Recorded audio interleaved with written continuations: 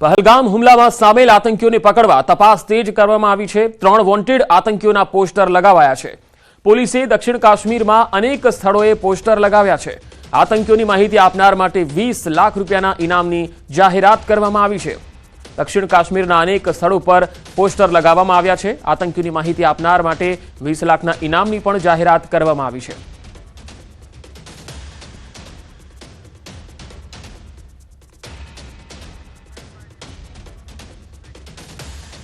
રાજકોટમાં છેતરપિંડીની ચોંકાવનારી ઘટના બની। સમૂહ લગ્નના નામે છેતરપિંડીની ઘટના બની। આયોજકોએ નકલી દાગીના સિક્કા આપ્યા। રાજકોટ પોલીસ કમિશનર કચેરી ખાતે અરજી કરવામાં આવી। કુલ 7 આયોજકો વિરુદ્ધ અરજી કરવામાં આવી। સુરેન્દ્રનગરના લખતરની મહિલા દ્વારા પોલીસમાં અરજી કરવામાં આવી। 27 એપ્રિલના રોજ હીરાસર એરપોર્ટ સામે યોજાયો હતો કાર્યક્રમ। શિવાજી સેના ગુજરાત દ્વારા 555 દીકરીઓના સમૂહ લગ્નનો કાર્યક્રમ યોજવામાં આવ્યો હતો। વરપક્ષ પાસેથી 21,000 રૂપિયા જેટલી રકમ પણ લેવામાં આવી હતી।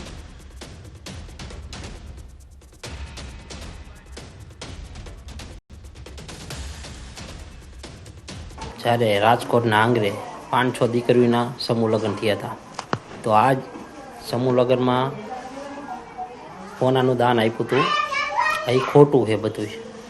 તો અત્યારે એવું કહેવા માગે છે કે અમે એમને પૈસા આપી દેવી અને વસ્તુ પાછી આપી જાય। એટલે અમારું કહેવાનું એટલું જ થાય છે કે સમૂહ લગ્ન કરો તો સોનાનું દાન સાચું આપો। તો આ સમગ્ર મામલે સમૂહ લગ્નના આયોજન કરતા વિક્રમ સોરાણીએ નિવેદન આપ્યું। તેમણે કહ્યું છે કે લગ્નમાં વસ્તુઓ દાતાશ્રી તરફથી આપવામાં આવતી હોય છે। એક પણ વસ્તુ અમારા તરફથી આપવામાં નથી આવી। સોના ચાંદીના દાગીના બાબતે જે કંઈ પણ ભૂલચૂક થઈ છે એ બદલ હું માફી ચાહું છું। દીકરી અને દીકરા તરફથી વિધિનું કાર્ય પૂરું થયું પછી આશીર્વાદ દેવા માટે જે કઈ દાતા હોય તે દાતાઓ તેમની હાથે દીકરીઓને સોના અને ચાંદી અને મેટલ જે કઈ લઈને આવ્યા હોય તે અર્પણ કરતા હોય છે। તેમાંથી મેં એક પણ વસ્તુ અર્પણ કરેલ નથી અને તે તમામ વસ્તુનો મેં 5 તારીખે લેટર પેડ ઉપર લેખિત કરી અને બાહેંધરી લીધી કે આ 6 વસ્તુ છે તેમાં પંચધાતુનો સિક્કો, ચાંદીની વીંટી, એક મેટલની વીંટી, એક સોનાની ચૂક, એક ચાંદીના વીછ્યા, એમ કરીને ટોટલ 6 વસ્તુ છે। તે વસ્તુ તમામ દાતા તરફથી મળેલી છે અને કંકોત્રીની અંદર તેમની યાદી છે। તો છતાં પણ દાતા આપવામાં કઈ મિસ્ટેક હોય, માનો કે દાતાએ કઈ આપેલી વસ્તુમાં ફેરફાર હોય તો હું એમનો 100%નો જવાબદાર છું। તો આ જ વિષય પર વધુ માહિતી મેળવીએ। રાજકોટથી સંવાદદાતા હાર્દિક જોશી મારી સાથે જોડાયા છે। હાર્દિક, આ જે દંપતી છે જેમણે કહ્યું છે કે દાતાશ્રી તરફથી જે પણ સોનાના દાગીના આપે એ નકલી છે, તો શું સમૂહ લગ્નમાંથી આ એકમાત્ર દંપતી સામે આવ્યું છે કે બાકીના દંપતીઓ પણ સામે આવ્યા છે? ચોક્કસથી પંકજ, અત્યારે જે છે માત્ર એક દંપતી સામે આવ્યું છે। જો કે હજી જે રીતના ન્યૂઝ 18 દ્વારા સમાચાર પ્રસારિત કરવામાં આવી રહ્યા છે અને લોકોને પણ હવે જાણ થઈ રહી છે, ત્યારે આગામી દિવસોમાં વધુ દંપતી છે તે પણ આ રીતના જો કોઈ ફ્રોડનો ભોગ બન્યા હશે તો તે પણ સામે આવશે। ચોક્કસથી આ દંપતી છે તેમણે સુરેન્દ્રનગરમાં પોલીસમાં અરજી કરી હતી કે સમૂહ લગ્નમાં તેમને જે દાગીના આપવામાં આવ્યા છે તે નકલી છે। જો કે આ મામલે જે આયોજક છે વિક્રમ સોરાણીએ તેમણે ખુલાસો કર્યો હતો કે અલગ અલગ 6 જેટલા દાગીના આપવામાં આવ્યા હતા, જેમાંથી સોનાના દાગીનામાં એક સોનાની ચૂક આપવામાં આવી હતી। જો આમાં પણ જે તે વ્યક્તિને જો કોઈ અન્યાય થયો હશે તો તેમને બદલી આપવામાં આવશે। જો કે અહીંયા સૌથી મોટો સવાલ એ ઊભો થાય છે કે આ રીતના ભૂલ રહી કેમ જાય, કેમ કે દરેક દીકરીના મા બાપને, દરેક પરિવારને આશા હોય છે। જ્યારે સમૂહ લગ્નમાં તેમને પ્રસંગ થતા હોય છે ત્યારે તેઓને એક આશા બંધાતી હોય છે કે તેમને જે છે યોગ્ય વસ્તુઓ મળશે, યોગ્ય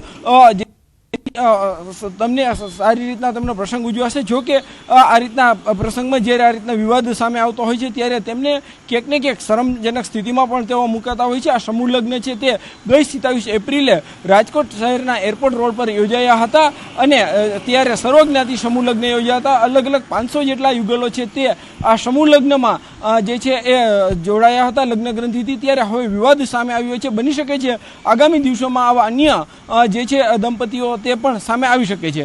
જી પંકજ। હાર્દિક, હવે જે પોલીસમાં ફરિયાદ કરવામાં આવી છે તો આ ફરિયાદના આધારે પોલીસ આયોજન કરતા સામે એક્શન લેશે કે પછી જે દાતા હતા જેમણે આ સોનું આપેલું, નકલી સોનું, એની સામે એક્શન લેશે? આમાં આપણે જણાવી દઉં, તાજેતરમાં જે રીતના આયોજક છે વિક્રમ સોરાણીએ તેમણે પોતે કહ્યું છે કે આ સમૂહ લગ્નમાં જો કોઈ ખામી રહી હોય તો એ જવાબદારી એમની છે. એટલે ક્યાંક ને ક્યાંક તેઓ પણ પ્રાથમિક દ્રષ્ટિએ જવાબદારી સ્વીકારી રહ્યા છે, પરંતુ પોલીસ છે તે આ સમગ્ર મામલે તપાસ કરશે. સુરેન્દ્રનગર પોલીસ સ્ટેશનમાં હાલ અરજી થઈ છે, ત્યારે સુરેન્દ્રનગર પોલીસ છે તે આગામી દિવસોમાં રાજકોટ પણ આવી શકે છે, આયોજકોની પણ પૂછપરછ કરી શકે છે. સમૂહ લગ્ન દરમિયાન જે પણ ફોર્મ આપવામાં આવ્યા હોય દંપતીને તેમની પણ ચકાસણી કરી શકે છે અને એના આધારે આગામી સમયમાં કાર્યવાહી થઈ શકે છે. પરંતુ રાજકોટ શહેરમાં કહી શકાય કે માત્ર 6 મહિનામાં જ બીજા એવા સમૂહ લગ્ન છે કે જેનો વિવાદ સામે આવ્યો છે. ક્યાંક ને ક્યાંક લોકોને છે તે હવે સમૂહ લગ્ન ઉપરથી વિશ્વાસ છે તે ક્યાંક ઓછો થતો હોય તેવી પણ જે છે એ વ્યવસ્થા સામે આવી રહી છે. ક્યાંક ને ક્યાંક આ ચિંતાનો વિષય કહી શકાય, કેમ કે ગરીબ લોકો હોય છે તેઓ માટે સમૂહ લગ્ન તે જ એક સૌથી મહત્વનું જે છે એ માધ્યમ બનતા હોય છે અને સમૂહ લગ્નના માધ્યમથી જ તેઓ પોતાના ઘરે આવતા પ્રસંગોને નિભાવી શકતા હોય છે. પરંતુ જે રીતના એક બાદ એક સમૂહ લગ્નમાં જે છેતરપિંડીના કિસ્સાઓ સામે આવી રહ્યા છે તે ક્યાંક ને ક્યાંક ગરીબ લોકો માટે પણ ચિંતાનો વિષય બની રહ્યો છે. જી હાર્દિક આભાર માહિતી આપવા માટે. રાજપીપળામાં એસીબીની વડોદરામાં સફળ ટ્રેપ. ખાણ ખનીજ વિભાગમાં લાંચિયાઓ પકડાયા. સિનિયર ક્લાર્ક 2 લાખની લાંચ લેતા ઝડપાયો છે. રેતી સ્ટોક કરવાની અરજી મંજૂર કરવા 2 લાખ રૂપિયા માંગ્યા હતા. આરોપી યુવરાજસિંહ લાંચની રકમ મળી છે અને મળી ગઈ હોવાની ઉપરી 3 અધિકારીઓ સાથે પંચની હાજરીમાં તેણે આ વાત કરી. આરોપી યુવરાજસિંહ અને કિરણ પરમારની એસીબીએ ધરપકડ કરી છે. એસીબીની ટીમે ખાણ ખનીજના ભૂસ્તર શાસ્ત્રી Ravi Mistry, IT executive Kiran Parmar, royalty inspector Sanket Patel અને ક્લાર્ક યુવરાજ ગોહિલ સામે ગુનો દાખલ કર્યો. વધુ માહિતી મેળવીએ. વડોદરાથી સંવાદદાતા હાર્દિક દીક્ષિત જોડાયા છે. હાર્દિક, આટલો લાખો રૂપિયાનો સરકારી પગાર ખાવા છતાં પણ આ ભૂખ્યા અને લાંચિયા અધિકારીઓ જે છે એ સામે આવી રહી છે વારંવાર આવી ઘટનાઓ. શું એક્શન હાલ લેવામાં આવ્યું છે એસીબી દ્વારા? બિલકુલ પંકજ, જો સૌથી પહેલા તો વાત કરીએ તો સૌથી ભ્રષ્ટ જો ખાતું કહેવાતું હોય તો આ ખાણ ખનીજ વિભાગ છે. કારણ કે વડોદરા શહેરમાં અનેક વખત એવું બની ચૂક્યું છે કે વડોદરા ખાણ ખનીજ વિભાગ જ્યાં કર્મચારી ઊંઘતા ઝડપાયા હોય અને બહારની સ્કોડ જે છે તે આવીને અહીંયા કામગીરી કરે, કાર્યવાહી કરે, ત્યારે વડોદરા એસીબી દ્વારા એક ટ્રેપ ગોઠવવામાં આવી હતી અને વડોદરા ખાણ ખનીજ વિભાગના સિનિયર ક્લાર્ક છે તે 2 લાખ રૂપિયાની લાંચ લેતા રંગે હાથ ઝડપાઈ ગયો છે. અને એસીબીની ટીમે મોડી રાત્રે જે છે તે દરોડા પડ્યા હતા, ટ્રેપ ગોઠવી હતી અને તેમાં ભૂસ્તર શાસ્ત્રી Ravi Mistry, IT executive Kiran Parmar, royalty inspector Sanket Patel અને ક્લાર્ક જે છે યુવરાજ ગોહિલ જે છે તેની સામે ગુનો જે છે તે દાખલ કરવામાં આવ્યો છે. મોડી રાત સુધી જે એસીબીની કામગીરી જે છે તે ચાલી હતી અને આરોપી યુવરાજસિંહ અને કિરણ પરમાર જે છે તેની ધરપકડ જે છે તે કરવામાં આવી છે. અને તેઓ અત્યાર સુધી આ બેનામી મિલકત કેટલી ભેગી કરી, કઈ રીતે તેઓ જે છે તે તોડ કરતા હતા, એ તમામ દિશામાં અત્યારે એસીબીની ટીમ છે તેમના દ્વારા તપાસ જે છે તે કરવામાં આવી રહી છે. અને મૂળ જો આ ટ્રેપની વાત કરીએ તો જે ફરિયાદી જે છે તેને રેતીનો સ્ટોક જે છે તે એકત્રિત કરવાનો હતો અને તેના માટે તેને મંજૂરી જોઈતી હતી.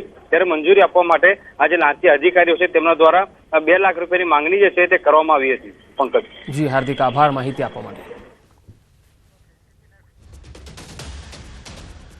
વાત અમદાવાદની. અમદાવાદમાં સામાન્ય બાબતે એક વૃદ્ધને માર માર્યો. વૃદ્ધને માર માર્યાની ઘટના સીસીટીવીમાં પણ કેદ થઈ. ગોમતીપુરના કુંડાવાડી ચાલીનો આ બનાવ છે. વાહન શાંતિથી ચલાવવાનું કહેતા વૃદ્ધને માર માર્યો. આ વૃદ્ધને માર માર્યા બાદ તેના પુત્રને પણ માર મરાયો. ગોમતીપુર પોલીસે 2 લોકો સામે ફરિયાદ નોંધી અને વધુ તપાસ હાથ ધરી છે.